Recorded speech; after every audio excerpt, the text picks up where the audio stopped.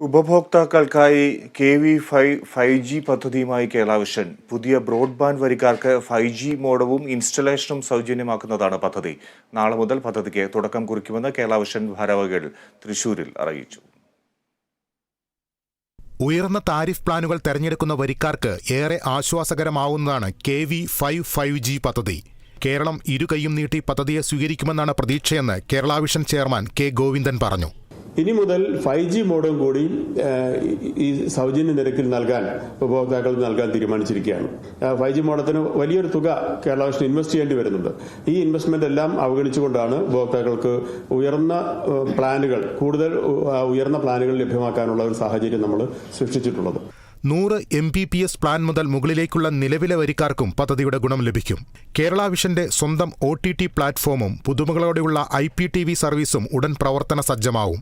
ഇതര സംസ്ഥാനങ്ങളിലേക്ക് കൂടി കേരള വിഷന്റെ പ്രവർത്തനങ്ങൾ വ്യാപിപ്പിക്കാനുള്ള ഒരുക്കങ്ങൾ നടന്നുവരികയാണെന്ന് MD സുരേഷ് കുമാർ PP വ്യക്തമാക്കി. കേരള വിഷന്റെ OTT വരുന്നതോടുകൂടി വേൾഡിൽ ആർക്കും, പ്രത്യേകിച്ച് മലയാളികളാണ് നമ്മുടെ കേരള സബ്സ്ക്രൈബേഴ്സ് ആയിട്ട് വരിക, അവർക്കൊക്കെ തന്നെ കിട്ടാവുന്ന രീതിയിലുള്ള OTT പ്ലാറ്റ്ഫോം കൂടി മാർച്ചിന് മുമ്പ് തന്നെ നമ്മൾ ലോഞ്ചിങ്ങിലേക്ക് പോകണം.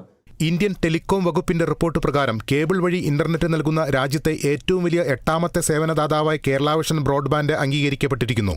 ഡിജിറ്റൽ TV സർവീസിൽ കഴിഞ്ഞ 4 വർഷമായി കേരള വിഷൻ രാജ്യത്തെ ഏറ്റവും വലിയ 6ാമത്തെ സേവനദാതാവായി തുടരുന്നു.